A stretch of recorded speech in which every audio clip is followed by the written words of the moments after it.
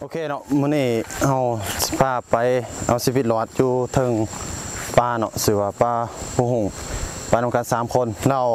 เอาไปนี่ก็ไปกินแบบอาหารหวานๆอยู่ถึงปลาถึงปูเนาะยังไม่เอาแต่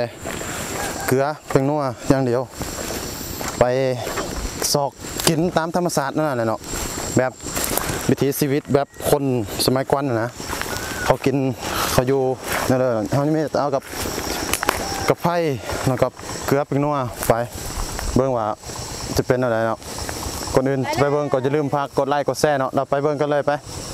เขาขึ้นไปเทิงปลานี่แหละปลานี่ขึ้นไปสุดอยู่เทิงยอดพุ่นเลยตอนนี้เขาย่างขึ้นมาหอดตีนผู้เรากำลังย่างขึ้นไปก็จะใช้เวลาอยู่โบหลายนาทีเติบเลยโอ้มักล็อกเนี่ยโอ้เห็นแล้วเนี่ยอุ้ยเท่งมักล็อกปุ่นนี่มักกระล็อกเหลืองๆปุ่นเห็นบ่เนี่ยญี่ปุ่น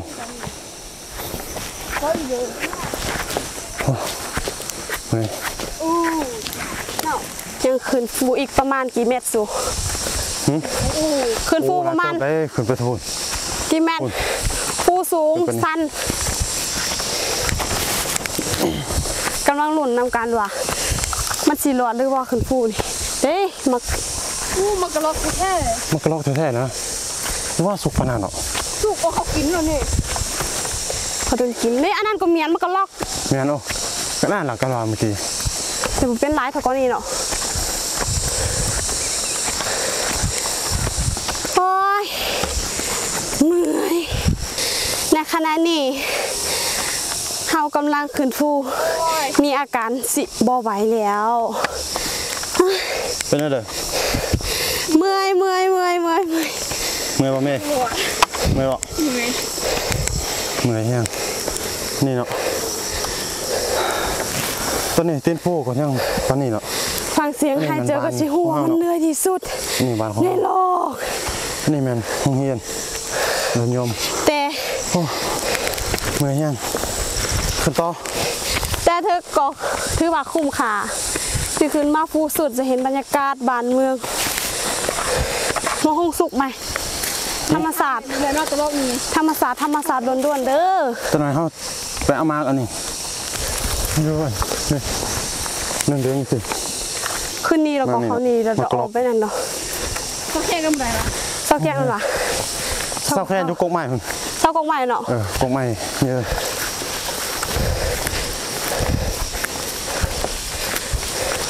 เมื่อยแห้งพี่น้องฮากามาหอดฟูตอนนี้ฮากามาส้มวิวตอนนี้หยาดบนหลอดเบิ้งวิวที่เฮาได้เห็นอันนี้เฮาก็บริลักของเขาเนาะอันนี้เฮาเพียงขอนำพอเท่าไม่เท่ามือที่อยู่ในป้ายโอเคเฮาก็ไล่อย่างนึงแล้วไปกินมาเป็นอาหารตอนบ่ายตอนเที่ยงโอเคตอนนี้เฮาขึ้นมาหอดเทิงป้าไม่ที่ห้อยหรอกก็เบิ่งเหือไหลเหี่ยวเราเมื่อยเหี่ยงตอนนี้เลยให้เป็นยิ่งน้ำหนาใส่น้ำหลังกระลอกนี่เมื่อยหัวเขากินมากระลอกอันนี้มาไข่เตาเราทุกคนเอิญว่ามากอย่างเนาะอันนี้แต่มันพอท่านสุกถ้ามันสุกมันจะออกเหลืองรสชาติมันก็สีส้มๆนิดนึงหวานส้มเนาะโอเคว่าอันนี้อยู่กับผักหวานนี่มานี่ก็เลยนี่แล้วเก็บภาพให้เบิ่งละเอียดอีกครั้งเพราะว่าแบตเตอรี่เราเอามา2ก่อนเลยอยู่ขายนี่แบตเตอรี่มาตอนไหนเขาก็มงเลยเห็นไหมเราอัดตอนนั้นฟ้าที่อุดมสมบูรณ์เนาะอยู่ที่เนาะเบื้องนี้เนี่ยมันเคยทั้งอ้อยนี่ทั้งอ้อยเนี่ยวิธีอ้อยหนูเขาปักลงเลยนี่ก็มากระลอกอ่ะสุกๆนี้เลยนี่คือมันเลือกแค่นี้มื้อนี้สิได้กินบ่น้ออะไรโบราณเลยทั้งนั้นเห็นยังเป็นกินเลยเนี่ยแต่มากกระลอกแต่ว่าในขณะนี้เฮายังบ่เห็นอีหยังสิพอเป็นกินไหลเลยแล้วเฮาจังเลาะขึ้นไปเบิ่งอีเนาะว่าสิเห็นหรือบ่เนาะลุ้นนำกันทุกคนไปลุ้นไปเบิ่งนำกันว่าเฮาจะได้ยังกินข้าว อาหารเที่ยงเลย ยานมาอะไรใกล้ป้าเป๋เพื่อน ยานได้ใกล้ป้าเนี่ยตอนนี้ยังบ่มีบีแววเลยว่าสิเห็นหยังเป็นตากินเนาะเฮาก็เลาะๆไปนี่แหละไปเบิ่งซอกไว้หญ้าไว้หยังนี่แหละเป็นกินก็กินไปทางชีวิตอะไรก็ไปทางไปเราไปอันจุดประสงค์เฮาอันกินเฮาก็สิบอกเลยเนาะน่าจะแม่นมักปีนี่แหละซอกปลากล้วยกินมักปี เจ้าสำเนียงว่าใกล้ป้า แต่สำเนียงเขาว่าใกล้ปลาป้าง อยอยู่ทางปลายใหม่เนี่ยเบิ่งเงาแตกเลยนี่ตัวนี้กำลังปีนขึ้นเป็นปลาเป็นกบใหม่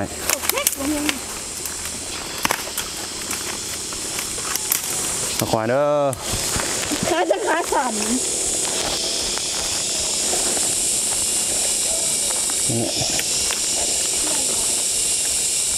กำลังปีนฟ้าขึ้นตัวนี้ฟ้าต่ำอุ้ยโอ้เงาออกหลายโอ้ยเงานี่เห็นบ่นี่ สุดยอด เราก็ปีนขึ้นมาขันตัวหนึ่งไปอีกเลาะไปผมมีจุดประสงค์เนาะว่าจะไปตั้งแคมป์อยู่บนใดย่างเลาะไปอย่างเดียวต่อไปเขามาบนคลิปนี้ก่อนอย่าลืมกดให้พวกเราเลย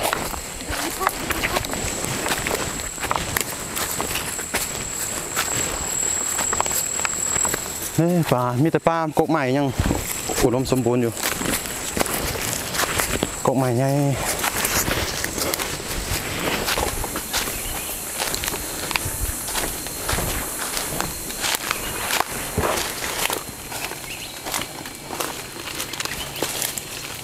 มักกะลอกแค่นี้ก็มีกันนี่มักกะลอกเลย แม่นแท้ เนาเม็ดนี่นี่ โตเริ่มมากิน นี่ สนูโตโลกกันละค่ะ อันนี้มันมักกะล็อก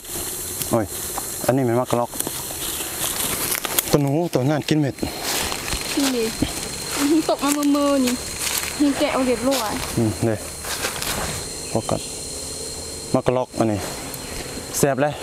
รสชาติมันจะหอมๆไปอันนี้มันทางตอนี่เฮลิจือเขาเรียกหางมาให้กายมาโอ้เห็นหลายเฮลิจือง่ายอยู่เนาะ คุณแม่มันโลมเหมือน ง่ายอยู่ไปขึ้นไปต่อสาวๆตอนนี้เนาะเฮาก็ขึ้นมาหอดเครื่องทางเนาะตอนนี้เฮาพักเซาแค่นิดนึงเราจะน้อยเฮาจังขึ้นไปเนาะหวานหลายเฮาก ำลังเดินทางไปทางนั้น กำลังเดินทางไปทางนาโอเคเฮาจะไปตอนนี้แหละเนาะ ไปเด้ โอ อ เคไปติดตามกัน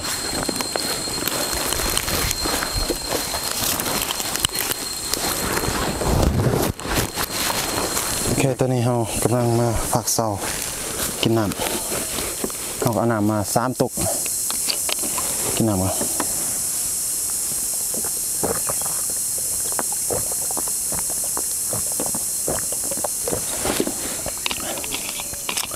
กินน้ำก็เป็นอะไรกินยอมนิดนึงเนาะเพราะว่าเขาจะอยู่มืดมือมันนี่จนสิคำบนเนี่ยเขาต้องได้กลับโอเคไปต่อขึ้นมาหอดบอลเพียงไปเทียบห้อยแล้วมือเฮี้ยงตัวนี้ได้พักนิดนึงได้พักนิดนึงแล้วเศร้าแค่นิดนึงเบิ่งอาจารย์จิตสอกอันกินเนาะลำบากหลายแต่ก็ต้องทนเนาะโอเคตัวนี้เขามาเห็นมากยังกับบูแหละมาเลยเมย์ มาไข่เตา จะมีอันก็เลย ก็มาไข่ถ้าแม่มา ถ้าแมนมาใครเตา มาคือเขาเหรอคือมันมี หอมไหมเมื่อก่อนหอมไหมเมื่อก่อนแค่มากเลยนี่จันกินขนาดมาใครเตาแท้มาใครเตาแต่มันยัง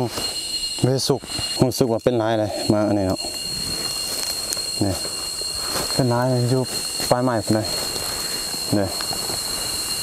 ลายตอนมาสุกมากินแซ่บเลยทุกคนเนาะโอเคขอถ่ายรูปก่อนกินแต่เราให้ เราเท้าเราบอกกินเมา มาได้แบบน้อยนึงจ้ะคะ ถ่ายคลิปสั้นลง TikTok บ่ตอนนี้เขามาเห็นก็ผักหวานนี่อ่ะอันนี้ก็เป็นฝักที่หายากเนาะขึ้นมาหาอยู่เทิงปลาเทิงปูพี่ ใช่สุดๆเห็นมัน เอาไปเฮ็ดซุป สุบเสื้อขยิง ก็เยอะแต่ว่ามันปรุง เขาบักซะแล้วเลยเขาตัดซะยังมีอันนี้แมนมักสตรอเบอรี่ของสาวร้อยอยู่ปลาพี่แหละอันนี้เนาะสตรอเบอรี่สำเนือประมาณนี้แหละเนาะสีชมพูตัวนี้กำลังจ่อยผัก โอเค แกก็ยำแนวตัวตะควายถึงน้ำ ผู้ค่ะผู้คนจีสะ นวดตะเตียนบ่ ผู้บุไร ไปเลยท่าตัวอันนี้นี่ เบลว่าฮัมเมียน เขามาเห็นอันต้นแบบเขามักปลูกไว้ในเฮือนในนั้นเนาะลอกเทียนอันนี้ลอกเทียนงามเลยตอนนี้ย่างมาเรื่อยๆมันมีจุดหมายปลายทาง มึงตัวงัวนี่คือกับพี่เงากันหิน ตอนนี้เขาย่างขึ้นมาหอดสุดถึงปูแล้วไปที่เหยียบหัวแล้วตอนนี้ยังซอกทำเลที่ต่างว่าเฮาสิเซาปักกวนอยู่ใส่ว่าเฮาจะกินข้าวอยู่วันใดเนาะ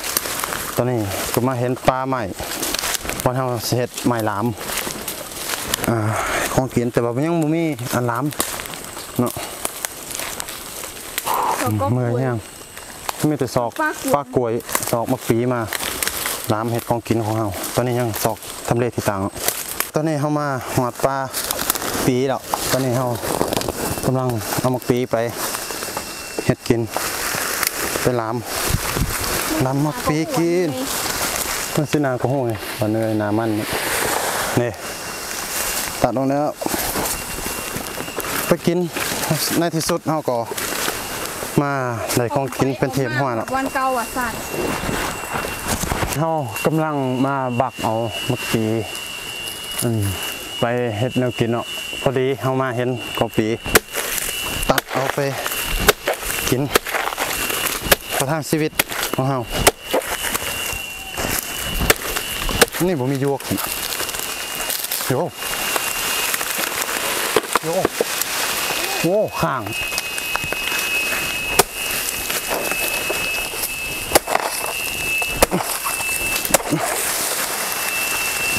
ตัดลงไปโดนออกจับมือฟองนี่แนวกินของเราโอเคนั่นแล้วมักปลีโอเคแล้วเราไปพบกันอยู่ที่บอนเตกินเลยนี่แหละแนวกินเฮ้ยทุกคนเราเห็นอันห้างเพิงแต่ห้างเพิงใหญ่เลยมันตกลงมาอยู่พื้นดินนี่มองออกยำนี่ใหญ่เลย ว้าวนี่ถ้าเป็นน้ำเพิงมันจะกัดเลยนิดเลย ว้าใหญ่แท้ใหญ่ป่ะใหญ่สุดนี่ห้างใหญ่เลยทุกคนนี่โอ้ห้างเพิงอันนี้มาเห็นตกอยู่น่าจะตกทางเทิงอยู่มานี่งามตัวนี้มันส่วนอันนำหัวมันแต่ว่ามันเหิงละมันเลยตกเนาะโอเคปลานี้ใหญ่แท้ตอนนี้เฮาได้ทำเลที่ต่างไปที่ห้วยแล้วเนาะแล้วตอนนี้เฮากำลังสิล้างไผ่ยังกินล้างซะเกิน มีล้วนนี่นะ ล้างสบนนี้เนาะนี่เหรอ เส้นนี้ เอาเม มีเมื่อไหร่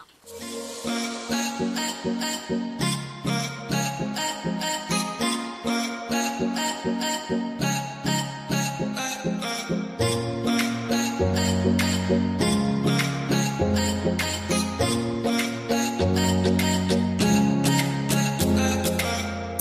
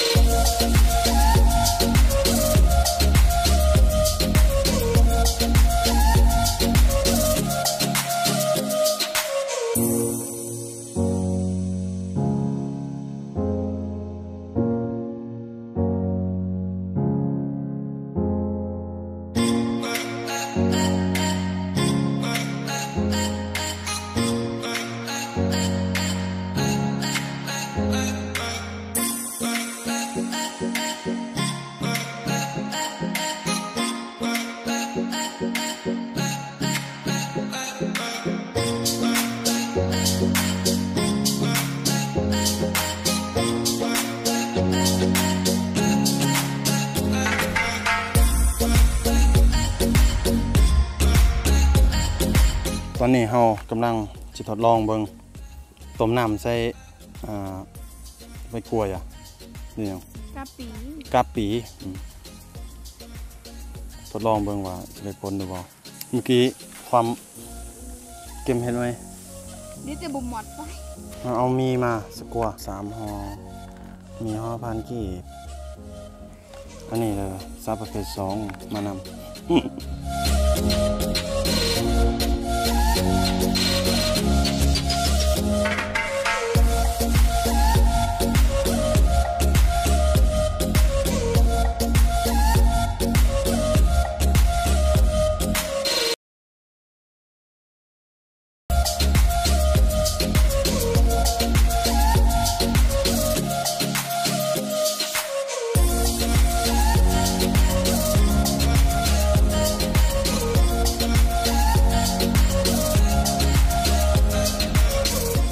เกิดน้ำดิบ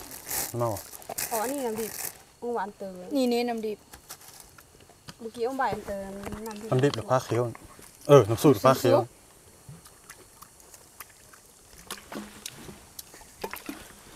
กินผักหันแยบเมนูอาหารของเฮามื้อนี้ก็จิมี อาหารอยู่ปลา ประมาณนี้แหละกินอยู่ปลาอยู่ภูมีต้มมีที่เฮาเอาอยู่บ้านมาอันนี้นอ ไม่เผา หน่อไม้เผาเองเมื่อกี้ไปเห็นนี่บ่ทันทายเนาะอันนี้ก็ไปรักเก็บเอาจากสวนเข้ามาเผาเนาะโอเคเฮาก็พาไปกินกันเลยขี้มูกเพ้อแล้ว เบลวะ คือเดี๋ยวเอาเข้าไป แหม มาเข้ามากินข้าวกินน้ำกันเด้อกินแต่เปลือกนอกไม่นะโอ้กันหลามคักเอาแนวสุดนั่นเนาะ จะย่างเม็ดย่อยบานจ้ะบานอะไรเป็นตัวนี้นะชื่อ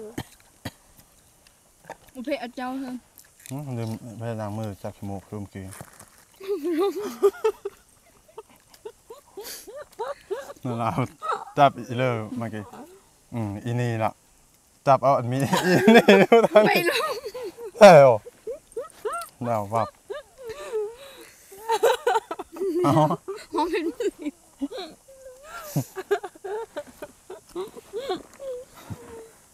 พันใส่เขาเฮาก็ห้างเพิงเนาะคือว่าเห็นเมื่อกี้นี่เฮาเอามาเฮ็ดผ้าเขา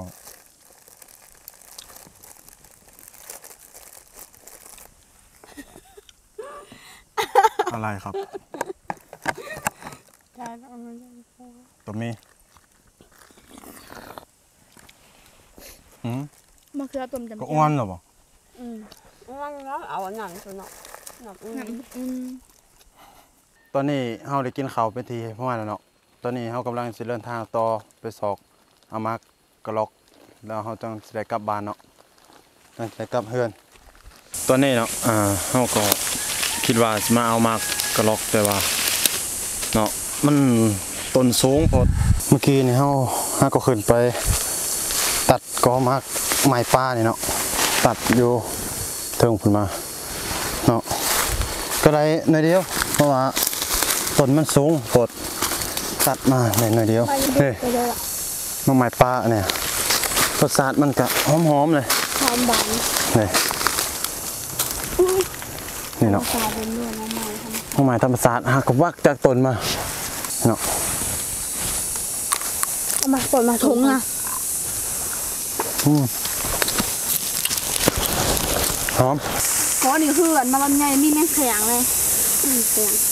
เมียงแข้ง แมงแข็งใครบ้างเสียง โอเคเนาะตอนนี้เราออกมาจากป่าในไปที่พ่อยแล้วตอนนี้เรากำลังย่างกลับเฮือนมือแห้งเนาะแต่ว่าทุกคนเข้ามาเมื่อคลิปนี้ก็อย่าลืมฝากกดไลค์กดแชร์กดติดตามให้กับเจ้าเนาะโอเคเราอยากให้คลิปยังคอมเมนต์เข้ามาเลยบายเมย์ บาย กดติดตามให้กับเจ้าเนาะกดไลค์กดแชร์โอเคบายพบกันในคลิปหน้า